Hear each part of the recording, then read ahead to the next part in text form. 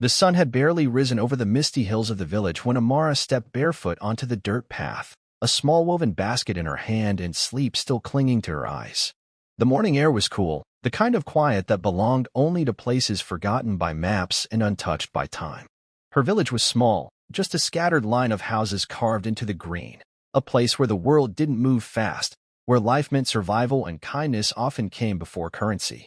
Amara, barely 20, had known struggle longer than she'd known comfort. Her mother had passed when she was 12, and her father's legs had failed him soon after, leaving her the only one able to walk to the fields, fetch water, and gather the few vegetables they could trade at the roadside. Despite it all, there was a softness in her, something no hardship had stripped away. Her clothes were patched and her sandals worn thin, but her eyes still held that rare, unshakable light. The kind of quiet hope found only in people who had chosen kindness, even when life gave them every reason not to. That morning, as she crossed the footbridge near the edge of the forest, she spotted something strange. A man, clearly not from the village, standing beside a broken-down jeep, spinning slowly in confusion, a map flapping helplessly in his hand. He was tall, pale-skinned, dressed in clothes that had never known mud, with a camera hanging from his neck and shoes too clean for these roads. Amara watched him for a moment from the shade of a fig tree, then stepped forward. He looked startled, blinking as if she had appeared out of thin air. He tried to speak, gesturing to the map, pointing at words she didn't understand. But she understood enough. He was lost. He had been for hours. She nodded and beckoned for him to follow, leading him down a narrow, sun-dappled trail past fields, goats, and curious children who waved from rooftops. She didn't ask him why he was there. Didn't care what he carried or how far he'd come. She simply knew he needed help. At her home, she offered him a clay cup of water, the last of their rice bread, and a shaded spot beside the hut where he could rest. Her father, sitting on a wooden chair with a blanket over his knees, greeted the man with a slow nod. They didn't share a language, but there was something in the old man's eyes the tourists seemed to understand. A peace, maybe, or the weight of time. Hours passed like seconds. The man, whose name Amara finally understood as Daniel, smiled more than he spoke. He helped her carry water from the well. He handed her tools as she worked in the garden. He took photos of goats, of the fig tree, of the way the sun danced on the edge of her smile. By evening, he had found his bearings again, the jeep repaired by a few locals with stronger hands and better tools than he ever thought possible. He stood by the door of his vehicle, hesitant, reluctant. He offered her money. She shook her head. He offered her his watch. She refused again. Instead, she reached into her basket and gave him a simple bracelet, woven with 3 colored threads. One red, one green, one yellow. "Luck," she said quietly. He smiled, touched his chest in thanks, and drove off, waving until the dust swallowed his figure and the mountains returned to their quiet solitude. Weeks passed, then months. Life returned to what it always was: fields, work, dust, sky. No one in the village remembered the foreigner. No one but Amara. Sometimes she caught herself standing by the fig tree in the morning, eyes trailing the road without realizing. Sometimes she dreamed of winding roads and city lights she'd never seen. But she never spoke of it, not even when hunger knocked a little louder, not even when her father's cough deepened in the colder months. She had no idea where he'd gone, whether he even remembered her. Maybe she was just a flicker in his travel journal. A kind moment in a long journey. But something deep in her heart held on, not to expectation, but to memory. A single day of laughter, of shared water, of the way his eyes softened when he looked at her like she wasn't invisible. Then one morning, nearly a year later, the road to the village woke up to something unusual: the hum of an engine, louder than the old tractors, smoother than the carts that usually clattered past the rice fields. Children ran first, yelling and pointing. Amara stepped out of the hut, her hands still dusted with grain. She froze. The jeep was back, cleaner this time, polished, and beside it stood Daniel. But he wasn't alone. He was dressed in a crisp white shirt, his camera gone, his hands fidgeting with a small velvet box in his pocket. His face was different now, older, more focused, but the warmth was still there. He stepped forward, slowly, reverently, like he was returning to sacred ground. Amara didn't move. Her heart thundered like a storm beneath her ribs. He stopped a few feet from her, pulled the box from his pocket, and dropped to one knee, not in formality, not for spectacle, but because his voice trembled when he tried to stand. He opened the box, Inside, a ring. Simple, elegant, a single stone that caught the sunlight and scattered it like a prism. He didn't speak. He didn't need to. The gesture said more than words ever could. Around them, the village held its breath. Goats stopped grazing. The wind fell still. And Amara, hands trembling, stepped forward, not for the ring, but for the man who had returned. Not with riches, not with promises, but with a question. And her answer was a smile, soft, real, and shimmering with tears. The days that followed moved like a waking dream, slow, soft, and full of disbelief that clung to the edges of reality. For a village long untouched by the outside world, Daniel's return felt like a fable come to life. Some of the elders crossed themselves when they saw him walking hand in hand with Amara through the narrow paths. Children ran alongside them with wide eyes, whispering that the girl who gave away her bread had been chosen by the stars. But for Amara, it was simpler, more tender. The boy who'd once gotten lost had come back, not because he owed her, not for adventure, but because something in that quiet day they had shared had never left him. Daniel had returned not as a tourist, not as a man curious about the world, but as someone searching for home. And somehow he had found it in her. He spent his mornings helping Amara and her father around the house, tending to the garden, learning the way the old man brewed tea over open flame. He laughed when he struggled with the water buckets, sweat beading on his brow, and Amara would smile, handing him a towel, amused by how clumsy he looked doing the things she did every day without thought. Slowly, he learned bits of the language. Clumsy phrases that made the elders chuckle, but his effort carried more weight than fluency ever could.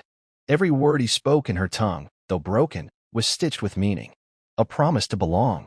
He hadn't asked her again about the ring. Not yet. The box still lay tucked inside his travel bag, waiting for the moment that felt true. He knew enough to understand that love was not about grand gestures alone. It was about waiting when needed, about proving yourself through quiet actions. So he waited. And in waiting, he built something real. He helped fix the village school's broken windows. He carried sacks of rice to the old widows who lived on the hill. He repaired the well's handle when it snapped after a storm. And everywhere he went, people watched with growing warmth, slowly letting him into the folds of their community, not as an outsider, but as one of their own. One evening, Amara sat beside the river, her feet dipped in the cool current, while Daniel lay on the grass a few feet away, staring at the sky. The stars here were brighter than any he'd seen in his life, unpolluted by city light. She hummed softly, a lullaby from her childhood, the same she used to sing while grinding grain or washing clothes. It was the same song she'd sung absent-mindedly the day he first appeared, lost and flustered. He recognized it instantly and smiled. She turned to him, voice low. "Why did you come back?" He sat up, brushing grass from his shirt, and looked at her, not hurriedly, not with weight, but with that deep stillness she had only seen in those who had nothing left to chase. "Because no place ever felt like this," he said. "No person ever felt like you." She didn't answer, but her hand found his in the dark, and he held it, gentle and steady, like something precious. But not everything in the world moves at the pace of love. One night, word spread through the village like wildfire. The fields were drying. The old river, their only source of water during the dry months, had slowed to a trickle. Crops had begun to brown. The elders muttered of past droughts, of bad omens. Panic simmered beneath the surface. Daniel watched as Amara's quiet joy turned to anxious silence, her face drawn with worry. The village depended on those fields. Without them, there would be no harvest, no trade, no food. Daniel, unwilling to stand by, asked questions, sought advice. He spent hours walking to nearby towns, asking how they dealt with water shortages. He contacted people through his phone, engineers, aid workers, people he knew from his old life. Slowly, with persistence and determination, he found help. A team of volunteers from a city organization agreed to visit. They came with equipment, pipes, and knowledge. They tested the soil, studied the terrain, and worked alongside the villagers for days. Amara watched it unfold with disbelief. She had never seen the world move so fast. For years, they had struggled alone, their problems met only with prayer and patience. Now, real solutions were forming. A new well was dug, deeper and stronger, reaching reserves untouched for generations.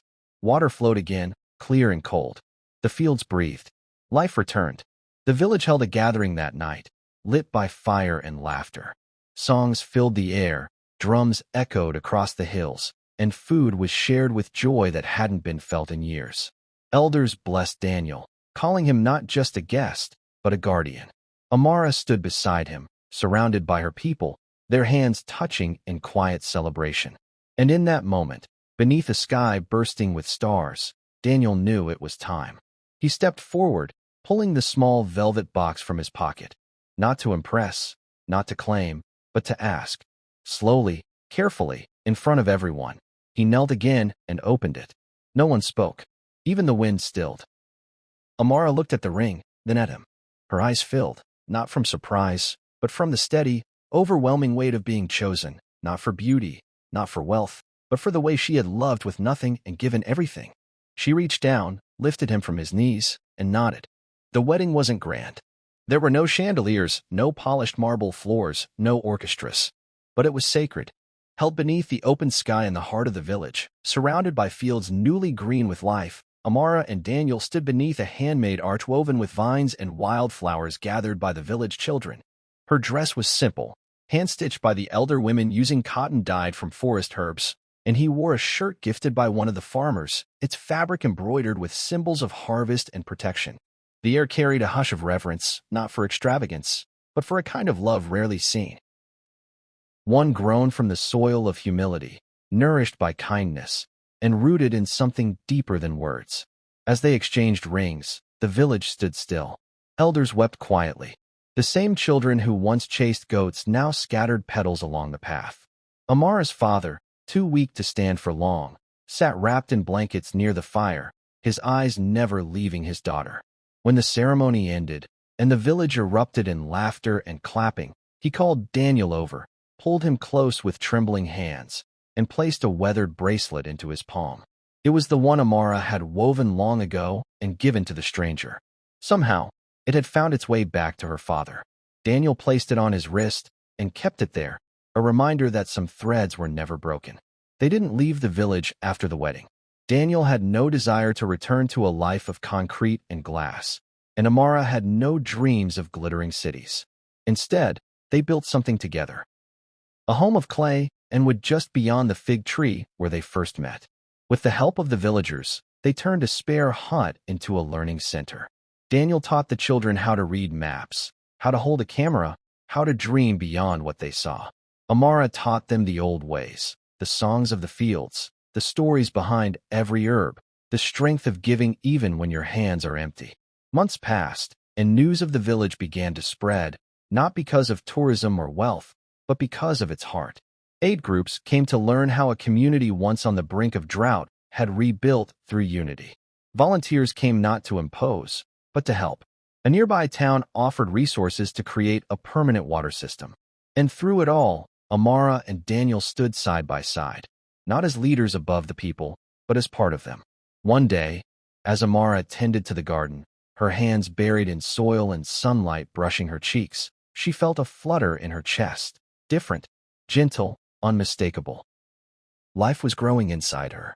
She waited until evening to tell Daniel, as they sat beside the river where their story had first taken shape. When she whispered the words, his hand trembled as it reached for hers. He didn't speak. He just rested his forehead against hers, both of them breathing in the quiet moment like a prayer. When the child arrived, the village rejoiced as if a new world had begun. A daughter, born under a full moon, with eyes like her mother's and a quiet strength that mirrored her father's silence. They named her Leora, meaning light, because that's what she was, proof that even the smallest acts could spark miracles. She grew quickly, barefoot and bold, chasing butterflies between the crops and asking questions that only children could dream to ask. As the years passed, the story of the village girl and the lost tourist became legend. Travelers came hoping to see the fig tree, the river, the schoolhouse painted in colors of the sky. But most of all, they came to feel what couldn't be seen, to stand in the place where two strangers had changed each other's destinies through a single day of selfless kindness. Daniel aged slower in the village. He often said the mountains held time differently. His camera, once used to capture monuments and skylines, now hung quietly in their home, full of photos of goats, wildflowers, and his wife smiling beneath the morning sun. Amara, with silver slowly threading her hair, still carried the same light in her eyes, the one that had stopped a foreigner in his tracks and made him forget every path he had once planned. And when they sat together in the evenings, watching Leora dance in the golden fields, they never spoke of fate or destiny. They spoke only of choice, of how one act of kindness, on a dusty morning near a fig tree, had become the root of everything that followed. Their love never needed a city to prove itself. It had grown in the soil of a forgotten village, bloomed beneath open skies, and echoed through the lives they touched. And long after they were gone, the path where they had first walked together remained, a quiet trail beneath the trees, leading from the edge of the road to the heart of the village, where once a girl gave a stranger her last piece of bread, and where he returned, not with thanks, but with a ring and the promise of forever.